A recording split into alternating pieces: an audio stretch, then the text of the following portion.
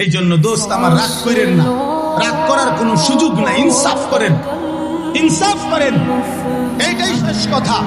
আল্লাহ নবী সাল্লাল্লাহু আলাইহি সাল্লামের মতো এত বড় শ্রেষ্ঠ নবী, দামি নবী, এত বড় মর্যাদাপূর্ণ নবী, এত বড় বৈশিষ্ট্য মণ্ডিত নবীকে পেয়ে তাকে প্রত্যাখ্যান করলেন কেন? ডাইনিং টেবিল ভুল হয় না, দস্তরখান মনে থাকে না, ব্রাশ ভুল হয় না, মেসওয়াক চিনিল না কেন? শেভ করা চেহারা সুন্দর হলো, দাড়িওয়ালা চেহারা সুন্দর হলো না। হুজুর মনে হয়, দরবেশ মনে হয়, বুজুর্গ মনে হয়, হ্যাঁ জঙ্গি জঙ্গি মনে হয়, এটা সেটা মনে হয়।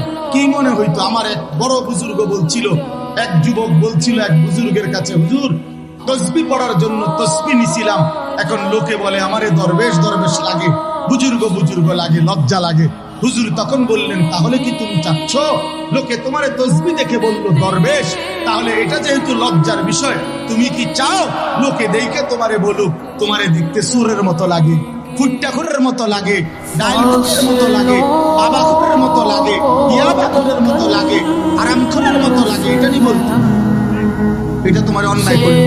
আল্লাহ তাআলা আমাদের প্রত্যেককে রাসূলুল্লাহ সাল্লাল্লাহু আলাইহি ওয়াসাল্লাম মেনে নবীজিকে কদর করা, মেরাজকে কদর করা তৌফিক দান করেন। আমিন।